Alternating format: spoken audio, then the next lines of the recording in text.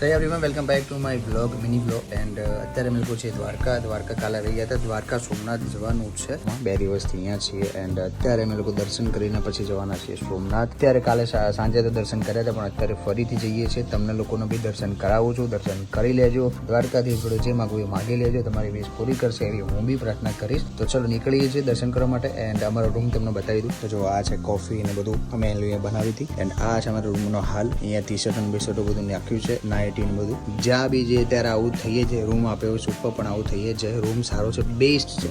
આ રૂમ છે કાશી. મળીએ છીએ દ્વારકા મંદિરે જઈને. A few moments later.